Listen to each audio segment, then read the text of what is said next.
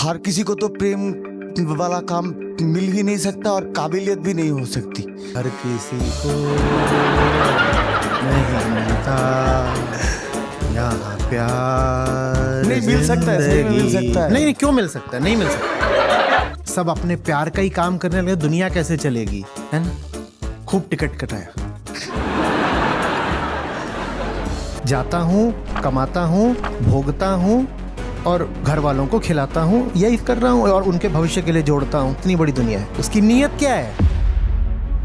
सबसे बड़ा जो काम है उसके लिए मैं तो काबिल हूँ नहीं, उसकी कंट्रीब्यूशन कैसे आएगा मेरे तरफ से? काबिलियत कोई जेब में रखी चीज नहीं होती है कि मैं उसके काबिल नहीं हूं क्योंकि मेरी जेब खाली है। रोए जा रहे हैं मेरा क्या होगा आगे, मेरा क्या होगा आगे, मेरा क्या होगा आगे। It is not a reserve, it is a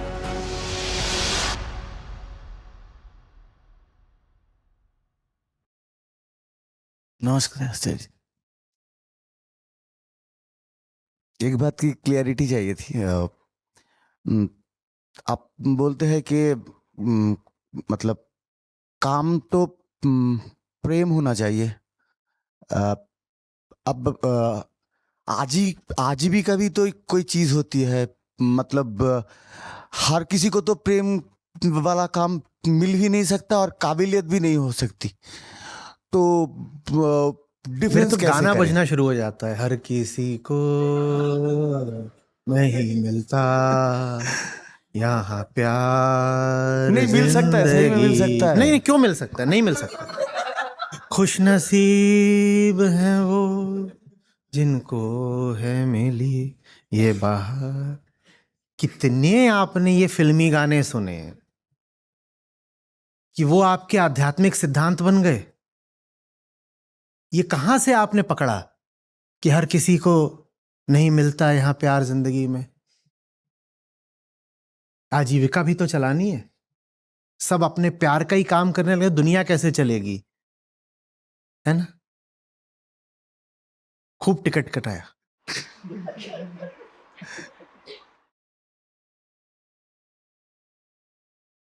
no अपने अपने प्यार को मतलब चलाने के लिए भी आजीविका की जरूरत पड़ता है। आपको कितना चाहिए कि उसके लिए बेचना ही पड़ेगा खुद को? नहीं कोई बेच ही दे वो अलग बात, अलग बीच में भी तो कुछ हो सकता है, नहीं, बेचना ना पड़े। तो बीच में जो हो सकता है वो हो जाएगा ना, आप क्यों परेशान हो? आप अपनी जिंदगी में कोई ढंग का काम करने निकलोगे तो आपको क्यों लग रहा है कि भूखे मरोगे? बीच में हो जाएगा कुछ, क्यों परेशान हो? पहले से गारंटी चाहिए इसलिए बोलो तो।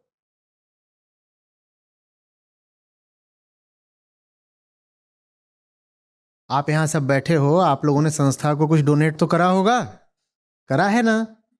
मुझे पिछले साल पता था कि करोगे, पता था। नहीं ये एक्सक्यूज तो नहीं दे सकता कि संस्था को डोनेट करने के लिए वो फालतू का काम कर रहा है। ये एक्सक्यूज तो नहीं दे मैं सकते। कुछ और कह रहा हूं। मैं कह रहा हूं सही काम करो और पेट छोटा रखो, आजीविका अपने आप आ जाती है। सही काम तो एक ही है, ये मिशन। सही काम वो तो मेरा है, उसकी नकल कर रहे हो। नहीं सबका ही तो है। अब वो तो बहुत अच्छी बात है, सुनने में बहुत अच्छा लग रहा है, नहीं है लेकिन तो मिशन में भी आप ही बोलते सुनिए, हैं कि दुनिया के सबसे मतलब ये दुनिया का इस सबसे जरूरी काम है। जरूरी कोई एक काम है। थोड़ी ही है, इसमें भी 5 शाखाएं हैं और 25 और खुल सकती हैं, उन्हें कोई खोलने वाला नहीं है। मिशन माने कोई एक कर्म थोड़ी ही है। ठीक है, मैं जो बोल रहा हूं मैं उसकी जड़ या तना हो सकता हूं, पर शाखाएं तो 50 खुलनी है। हम तो खुद 5 ही खोल पाए हैं, बाकी तो 45 कोई खोलने वाला नहीं है। और बाकी 45 भी खुलेंगी तो खोलने वाला कोई भूखा थोड़ी ही मरेगा। हाँ, शुरू में नहीं पता होता, गारंटी कुछ नहीं होती है, हिसाब लगा के नहीं बोल सकते कि इसमें से आजीविका कैसे चलेगी। पर नियम है ये जीवन का कि कोई अच्छा काम कर रहे हो तो भूखे नहीं मरोगे भाई, कुछ ना कुछ उसमें हो जाता है, अपने आप हो जाता है। इसे श्रद्धा कहते हैं। पर आप चाहते हो कि आप जाओ और जैसे कंपनीज में होता है कि पहले ही दिन एचआर बता देता है ज्वाइनिंग लेटर पर कि सीटीसी इतनी होगी, पक्का हर महीने की 1 तारीख को इतना पैसा मिल जाएगा, तब सुकून आता है। सही काम में भविष्य का आश्वासन नहीं दिया जा सकता, लेकिन यह श्रद्धा होनी चाहिए कि काम चल जाएगा।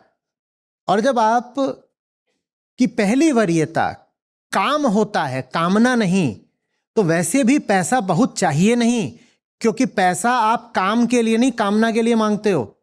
आप काम भी कामना पूर्ति के लिए करते हो। इसलिए जब काम अच्छा सामने आता है तो पहला सवाल उससे ये पूछते हो, तुझ में पैसा कितना है? काम अलग है, उससे कामना पूर्ति कितनी होगी। जब काम में ही ज्यादा दिल लगा होता है तो कामना पूर्ति की बहुत जरूरत नहीं होती। जब कामना पूर्ति की बहुत जरूरत नहीं होती तो पैसा गिनने की भी बहुत जरूरत नहीं होती, और गिने बिना भी आ जाता है।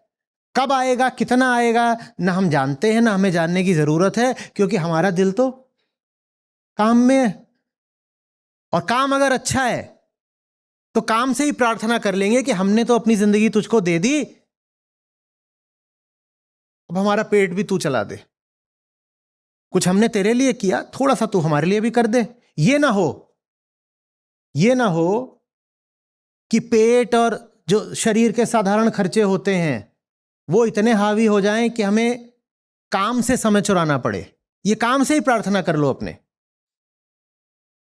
कि तुझ में हम अपना सर्वस्व झोंके दे रहे हैं, अब हमारी आजीविका के लिए कुछ कर देना, क्योंकि तूने अगर नहीं करा तो ये शरीर तो कुत्ता होता है ना, जानवर का शरीर है, ये बहुत भौंकेगा। और हम जंगल वाले भी नहीं हैं कि वहां खर्चे ना होते हैं। अब तो भाई बड़े शहरों में रहते हैं तो बड़े शहरों के साधारण खर्चे भी अच्छे खासे हैं, तो कुछ प्रबंध कर देना, क्योंकि उतना प्रबंध भी नहीं करोगे तो फिर काम में ही बाधा आएगी। लेकिन यह बात भी किससे बोलनी है? काम से ही बोलनी है।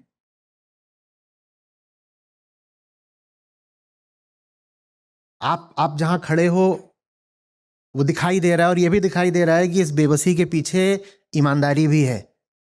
आप जो पूछ रहे हो वो समझ में आ रहा है, और यह भी दिख रहा है कि आप फंस कहां रहे हो। आप भविष्य की गणना में फंस रहे हो। अरे जहां हो, जैसे हो वैसे शुरुआत करो ना। मैं आपके लिए कोई टेम्पलेट नहीं बन सकता, क्योंकि मेरी अपनी स्थितियां थी, मेरे ऊपर भी कर्जे थे, मैंने भरसक प्रयास करके जितनी जल्दी हो सका उनको चुका दिया। उसके बाद जो मैं करने निकला वो अपने आप में बिल्कुल नया था, उसकी पहले की कोई मिसाल नहीं, वो काम अपूर्व था। तो मुझे थोड़ी पता था कि इसमें से पैसा आएगा कि नहीं आएगा। करता गया, प्रयोग की तरह करता गया।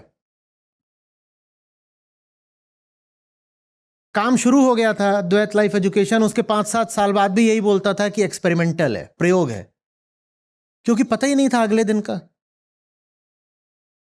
उसके बाद आपकी संस्था बनी तो मुझे पता था कि इसमें क्या होना है। कुछ नहीं पता था, बस चलते गए, होता गया। आज यहां तक आ गए हैं, कल ये भी हो सकता है सब बिखर जाए, वो भी हो सकता है। जब कुछ नहीं था तब जैसे काम कर रहे थे, आज आप लोग हो तब भी वैसे ही काम कर रहे हैं, और कल माया की लाठी पड़ गई, सब बिखर गया, तो भी ऐसे ही काम करते रहेंगे। बढ़िया चीज है काम। 10-20 साल आसानी से कट जाएंगे।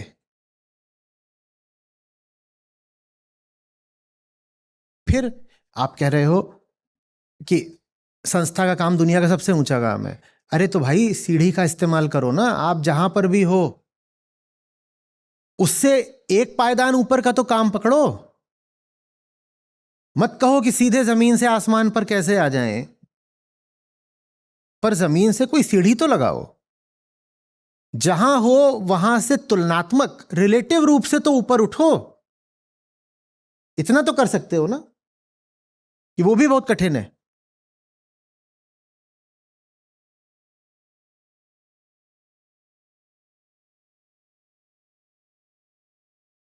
कहिए। अच्छा जी, 2 साल से लगभग गीता से जुड़ा हुआ हूँ। 2 साल से जुड़े हुए हैं। हाँ। जी अच्छा जी। अच्छा जी, आपको सुनते सुनते प्रश्न तो अपने आप हल हो जाते हैं। और आपके आपके द्वारा जो परिभाषाएं समझ में आती हैं उससे हर चीज़ मतलब समझते जाते हैं और वो हल होता जाता है। लेकिन जीवन में परिवर्तन भी आए, लेकिन क्या होता है कि विषय पकड़ता जाता हूँ, जितना होशियार होता जाता हूँ उससे बड़ा बड़ा और विषय पकड़ता जाता हूँ और फिर उससे चोट लगती है, फिर संभलता हूँ। यही चल रहा है। ये संभलते कहाँ हैं? अगर मतलब संभलते होते तो फिर आगे वैसा ही बड़ा विषय क्यों पकड़ते? जी चोट लगती है तो बस कुछ नहीं, आप चोट को भी विषय बना लेते हैं, चोट का भी एक तरह से रसास्वादन कर लेते हैं। आप चोट से सीख नहीं रहे हैं। मैंने आपको कहा था अधमुंदी आंखों से चलोगे तो चोट तो लगेगी। ऐसे आंखें आधी मूंद कर चलोगे तो चोट तो लगेगी ना। जब चोट लगे तो फिर दो विकल्प होते हैं। क्या? दर्द हो रहा है तो या तो आंख पूरी खोल लो या कह दो पूरी ही बंद करते हैं, सो जाते हैं ताकि दर्द मिटे। चोट तो लगेगी, चोट को अपना दोस्त बना लो ना। चोट को दोस्त बनाओ, वो कुछ सूचना देने आई है। चोट क्या है? दूत है, मैसेंजर है। वो बताने आई है कि आंखें आधी मुंदी हुई हैं, अब पूरी खोल लो। अच्छा बैठो।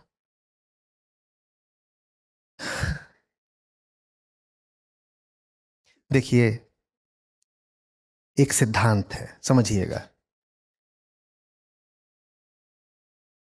घटिया काम वो होता है ना जो सिर्फ अपने लिए, अपने व्यक्तिगत स्वार्थों के लिए, या ये मेरे आसपास मेरे 5-7 लोग हैं इनके लिए, ठीक है ना, उनकी कामना पूर्ति के लिए किया जाए। वही होता है छोटा काम, क्षुद्र काम, कि जाता हूं, कमाता हूं, भोगता हूं और घर वालों को खिलाता हूं, यही कर रहा हूं और उनके भविष्य के लिए जोड़ता हूं। ये होता है, ठीक है। अब इस काम में तो आपको चिंता होनी ही चाहिए। बताइए क्यों? क्योंकि आप जो कर रहे हो, मान लीजिए इतनी बड़ी दुनिया है और आप जो कर रहे हो किसके लिए कर रहे हो? इन लोगों के लिए कर रहे हो। तो आप उसके लिए तो कुछ कर ही नहीं रहे। तो ये एक तरह का बैर हो गया, परायापन हो गया। माने एक तरह से आप दुनिया को दुश्मन बना रहे हो। वहां से लेकर आते हो, वहां से मुनाफा कमाते हो, वहां से ठग भी लेते हो, लूट भी लेते हो, वहां जोर आजमाइश कर लेते हो। सब कुछ किसके लिए कर लेते हो? वहां करप्शन भी खूब कर लेते हो, घूस भी खा लेते हो। किसके लिए खा लेते हो? वो एक तरह का दुनिया के प्रति क्या हो गया? बैर हो गया। दुनिया को में इतने बैरी जो बनाएगा उसे चिंता तो फिर होनी चाहिए ना। आपको इसलिए चिंता है क्योंकि आप ये छोटा सा दायरा बना करके जगत को अपना दुश्मन बना लेते हो, या कम से कम पराया बना लेते हो। ये होता है छोटा काम जिसमें हिंसा निहित है। 4 के लिए कुछ करोगे तो 400 का गला काटना पड़ सकता है। कसाई और क्या करता है? कहता है मेरा 4 लोगों का घर है, उसके लिए मैं 400 का गला रोज काटता हूं। समझिए, आम आदमी बिल्कुल वही काम करता है, बस खून दिखाई नहीं देता। खून दिखाई नहीं देता, ठीक। तो फिर अच्छा काम क्या होगा? जिसमें सिर्फ इन 4 लोगों का भला ना हो, उनका भी भला हो। अब इनका अगर भला हो रहा है तो ये 2-2 4-4 रुपया तो दे देंगे ना आपको। भूखे नहीं मरोगे तो बस हो गया। आजीविका का क्या प्रश्न है फिर? सर उसकी फिक्र नहीं है। हाँ, फिक्र है कि सबसे बड़ा जो काम है उसके लिए मैं तो काबिल हूं नहीं, उसकी कंट्रीब्यूशन कैसे आएगा मेरे तरफ से? क्या बोला था मैंने? It is not a reserve,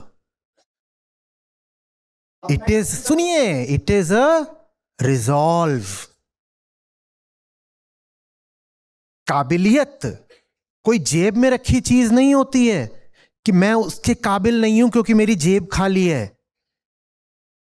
काबिलियत पाई जाती है उसमें डूबने का संकल्प करके। Not a reserve but a resolve. बैठे बैठे थोड़े ही काबिल हो जाओगे। और ये जो सही काम होगा, बिल्कुल संभव है कि उसके कोई ट्रेनिंग इंस्टीट्यूशंस भी ना हो कि पहले से तैयारी कर ली है, डिग्री ले ली है। और अगर वो सही काम होगा तो कई बार बिल्कुल अनूठा भी होगा, नया होगा, क्योंकि आप भीड़ के पीछे तो चल नहीं रहे, तो नया होगा काम।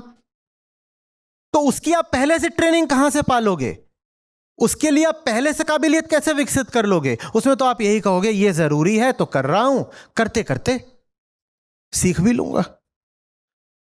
इसलिए नहीं कर रहा कि मुझे पहले से प्रशिक्षण है, कि पहले से कौशल है। इसलिए कर रहा हूं क्योंकि प्यार है, और प्यार में कर रहा हूं, करते करते कौशल भी आ जाएगा। प्रेम में शुरू करा है, करते करते सीख भी लूंगा। सीखना बात की बात है। बात समझ रहे हैं ना?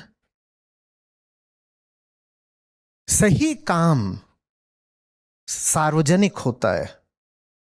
सही काम कभी दूसरों को चोट नहीं देगा। और इसके पीछे सिद्धांत यह है कि चूंकि जीव और जीव में कोई मूल भेद नहीं होता, इसीलिए जो एक जीव के लिए सचमुच अच्छा है वो दूसरे जीव के लिए भी सचमुच अच्छा होगा। इसको कसौटी की तरह भी इस्तेमाल कर सकते हो आप। अगर आपको लग रहा है कि कुछ आपके लिए अच्छा है, आप कुछ पाना चाहते हो, पर जो आप पाना चाहते हो वो किसी को दुख देके ही मिल सकता है, तो वो आपके लिए भी अच्छा नहीं है। अगर आपका सुख किसी दूसरे के दुख की कीमत पर ही आ सकता है, तो जो आप पा रहे हो वो आपके लिए भी अच्छा नहीं है। जो सचमुच अच्छा होगा उसमें आपकी भी बेहतरी होगी और दुनिया की भी होगी। इसलिए मैंने कहा कि श्रद्धा रखो। ये छोटी छोटी चीजें ना चल जाएंगी। मैं बताता हूं कैसे चल जाएंगी। मैं जो कर रहा हूं उससे आप सबको अगर फायदा होता है, मैं जो कर रहा हूं उससे आप सबको फायदा होता है, तो मैं यहां बेहोश होकर गिर जाऊं तो क्या होगा? मैं चिंता करूं? मैं चिंता करूं? मेरे पास मेडिकल इंश्योरेंस नहीं है और मुझे कोई फिक्र भी नहीं है। बताओ क्यों? बताओ क्यों? ये बैठे हैं ना, ये बैठे हैं ना, मरना भी जिद करके पड़ेगा। पिंड कहां छोड़ने वाले हैं? आपको इतनी फिक्र क्यों होती है कि अगर मैं बीमार हो गया तो मेरा क्या होगा? क्योंकि तुमने पूरी दुनिया से दुश्मनी कर रखी है, क्योंकि तुमने सबको पराया कर रखा है। तुम्हें पता है कि तुम बीमार पड़ोगे, मर रहे होगे तो पड़ोसी नहीं आएगा। बताओ पड़ोसी क्यों नहीं आएगा? क्योंकि जीवन भर तुमने उस पड़ोसी के लिए कुछ करा ही नहीं था। और अगर किसी ने अपनी जिंदगी ही बना लिया हो इसके लिए भी कुछ करने को, और उसके लिए भी कुछ करने को, और उसके लिए भी कुछ करने को, तो वो थोड़ी रहेगा कि मेरे ना बीवी ना बच्चा, मैं बुढ़ापे में बीमार पड़ूंगा, मेरा क्या होगा? मेरे 1 लाख लोग आ जाएंगे, क्योंकि मैंने अपनी जिंदगी उनको दे रखी है।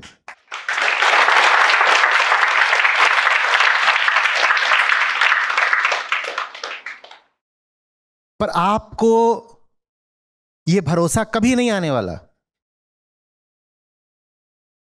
कसाई मर रहा होगा तो बकरे क्या उसको बचाने आएंगे? हमने तो पूरे जगत के साथ रिश्ता ही बैर का रखा है ना। जिसको भोगना चाहते हो उसको तो गोली ही मारते हो। भोगना माने शिकार करना। अहंकार और क्या करता है? मैं भोगता हूं, मुझे ये भी चाहिए, मुझे वो भी चाहिए, और जो तुमको चाहिए वो किसी और को भी चाहिए। तो जो तुमको मिलेगा वो किसी और को दुख देके ही मिल सकता है। एक की दुकान की बिक्री हो रही है तो सामने की दुकान वाला जल रहा है, और वो जितना जल रहा है ये इतना और मुस्कुरा रहा है। तो इसको तो अब अपने बुढ़ापे की फिक्र होगी ना। इसको पता है ये बीमार पड़ेगा तो सामने वाला दुकानदार इसको बचाने नहीं आएगा, क्योंकि जीवन भर इसने सामने वाले दुकानदार को दुख ही दिया है। प्रतिस्पर्धा और क्या है? किसी और को दुख देके ही तुम्हें कुछ मिल रहा है, इसी को तो कहते हैं ना प्रतिस्पर्धा।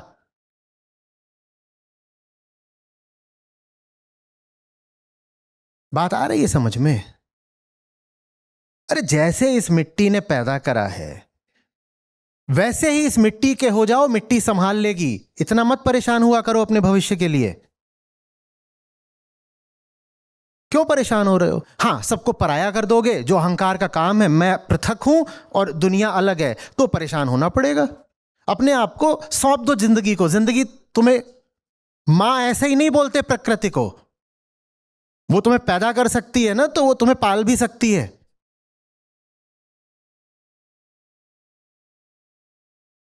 खाना कहां से आएगा? खाना तो फिर भी दिन में 2 बार खाते हो, ऑक्सीजन तो हर सांस के साथ खाते हो, मां ने दे रखी है ना। हां, अमर बेल बिन मूल की प्रतिपालत है ताही, उसके तो समझाने के लिए कि उसके तो जड़ भी नहीं होती, तब भी मां उसको जिंदा रखती है। तो तुम काहे के लिए मर रहे हो?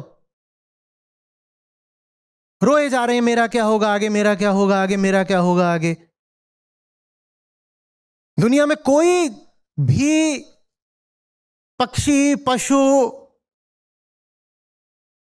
जलचर, थलचर उतना भविष्य को लेकर आशंकित नहीं रहता जितना मनुष्य।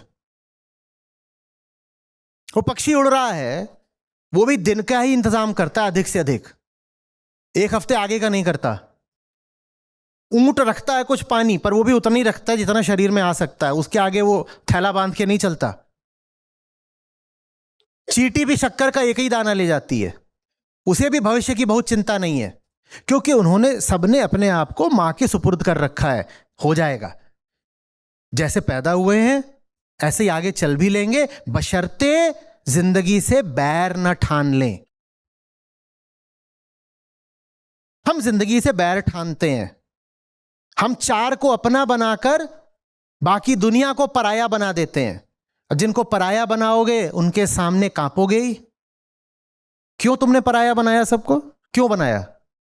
क्यों कह दिया कि नहीं नहीं नहीं, मैं तो घूस लूंगा ही, क्योंकि मुझे अपने बच्चे को बाइक दिलानी है। तुमने उससे घूस ली अपने बच्चे को बाइक दिलाने को।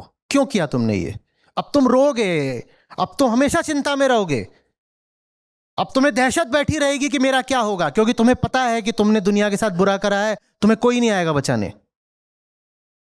और अब तुम अपने इस बच्चे से, जिसको तुमने बाइक दिलाई है, इससे 100 तरह की उम्मीदें करोगे कि देख, मैंने तेरी खातिर पूरी दुनिया से बैर लिया, चल अब तू मुझे बचा, चल तू मेरे बुढ़ापे की लाठी बन, चल मुझे बीमारी में अस्पताल दिखा। अब वो दिखाएगा नहीं, दोनों तरफ से मारेगा ही ना। दुनिया से बैर ले लिया उस लड़के की खातिर, और वो लड़का निकल जाएगा उसी बाइक पे बैठ के, तुम दोनों तरफ से मारे गए।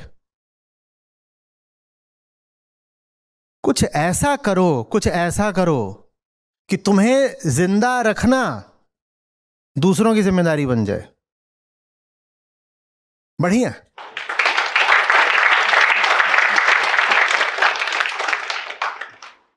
जैसे बच्चा छोटा, ये देखो ना, आप मां हैं, वो खाना ना खाए तो तकलीफ किसको होती है? हां, तो मां की गोद में चले जाओ, तुम्हें खाना नहीं मिलेगा तो मां को तकलीफ होगी, वो खिला देगी। तुम्हारी समस्या यह है कि तुम्हें मां पे तो भरोसा ही नहीं है। जिंदगी को तो मानते हो दुश्मनी की चीज है, मैन वर्सेस नेचर। पेड़ काट दूंगा, ये कर दूंगा, वो कर दूंगा। One has to hustle through life. भाई लाइफ बड़ी कटीली चीज है भाई, एकदम पंगे लेके रखना है, मार पीट के रखना है। क्या मार पीट के क्या रखना है? कैसे? तुम्हारा जो पूरा शरीर है ना, इसकी एक एक व्यवस्था बिल्कुल वैसे चल रही है जैसे चलनी चाहिए, और वैसे न चले तो तुम कुछ कर भी नहीं पाओगे। जिसने जन्म दिया है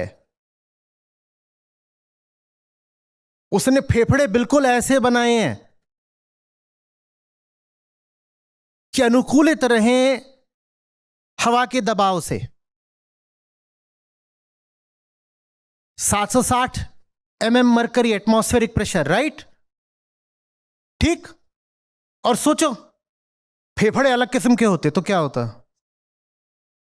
जी लेते। तो तुम्हें क्यों लग रहा है कि ये गलत जगह है, दुश्मनी की जगह है, होस्टाइल एरिया है, एनिमी टेरिटरी है? एनिमी टेरिटरी कैसे है? कैसे है? और यही एटमॉस्फेरिक प्रेशर आपके ब्लड प्रेशर से भी बैलेंस्ड है। ठीक, सोचो ब्लड प्रेशर बढ़ जाए तो क्या होगा, और वही होगा अगर एटमॉस्फेरिक प्रेशर घट जाए तो सब फट जाएगा, पूरा खून खून हो जाएगा। पर डर बहुत लग रहा है, मेरा क्या होगा। तुम्हें दिख नहीं रहा, तुम्हें अभी भी किसी ने संभाल रखा है, और किसी अदृश्य दैवीय शक्ति ने नहीं संभाल रखा, प्रकृति ने संभाल रखा है। वही देवी है, वही मां है, उससे बैर मत करो। नहीं, हमें प्रकृति से तो बैर नहीं है, पर थोड़ा मतलब जमाने में देखना पड़ता है। अरे भाई, जमाना माने ये लोग ना, ये भी प्रकृति ही हैं, क्यों इनसे बैर कर रहे हो। हम प्रकृति माने जंगल समझते हैं, ये प्रकृति नहीं है क्या? इनको क्यों पराया मानते हो, इनसे क्यों बैर करते हो?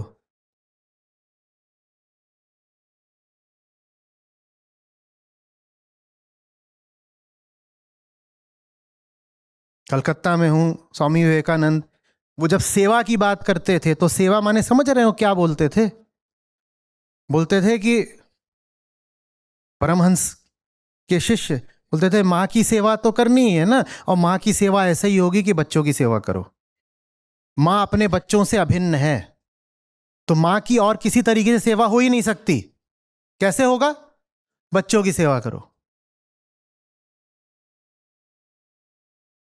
और इन बच्चों की सेवा करोगे तो क्या खाने पीने के लिए भी सोचना पड़ेगा कि कहां से आएगा? जिसकी सेवा कर रहे हो वही अपनी थाली से थोड़ा सा दे देगा।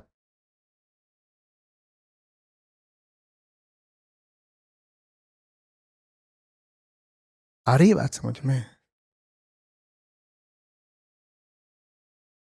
घबराना सिर्फ तब पड़ता है जब हिंसा का कारोबार कर रखा हो, तब डर लगेगा। तब डर लगेगा कि मेरा क्या होगा, क्योंकि जीवन भर दूसरों के साथ तो कुछ अच्छा करा नहीं, तो अब जब मैं मुसीबत में पड़ूंगा तो मेरा क्या होगा।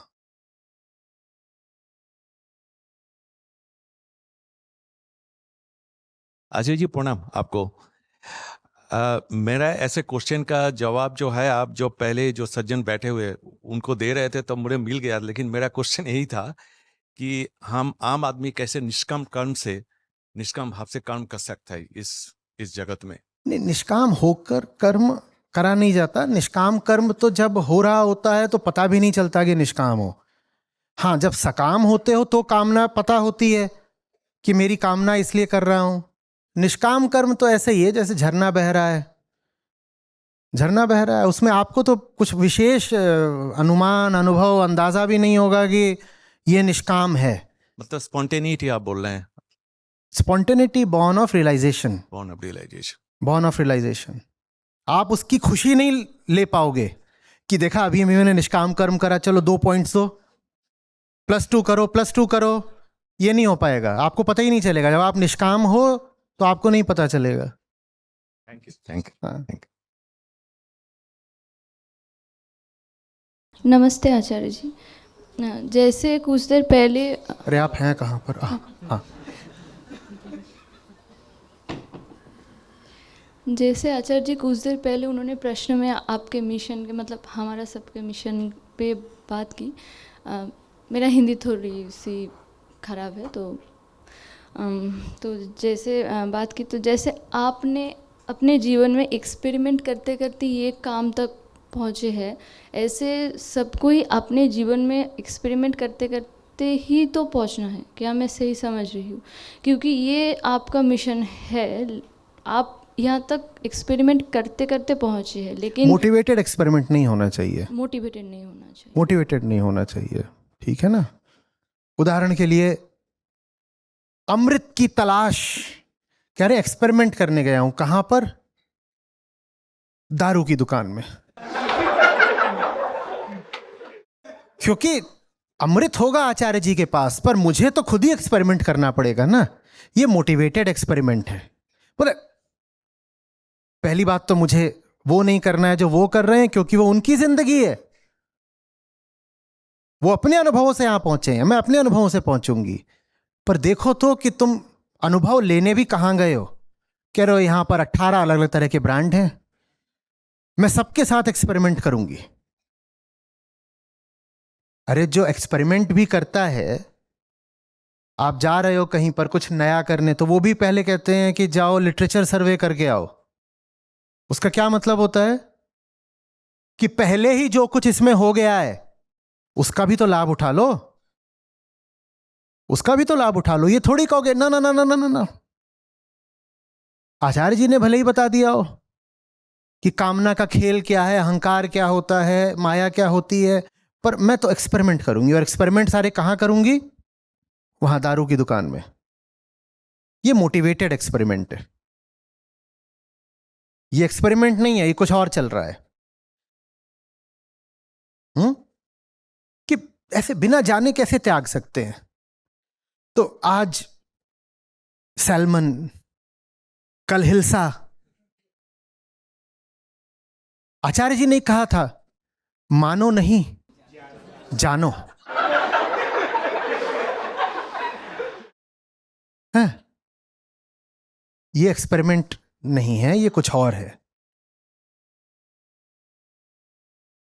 सॉरी, मैं प्रश्नकर्ता को पढ़ता हूं, प्रश्न बाद में सुनता हूं। जिस दिशा आप जाना चाहते हो वो अच्छी नहीं है।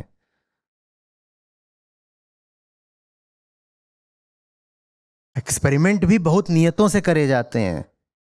मैनहट्टन प्रोजेक्ट भी एक्सपेरिमेंट ही था। उसकी नीयत क्या है?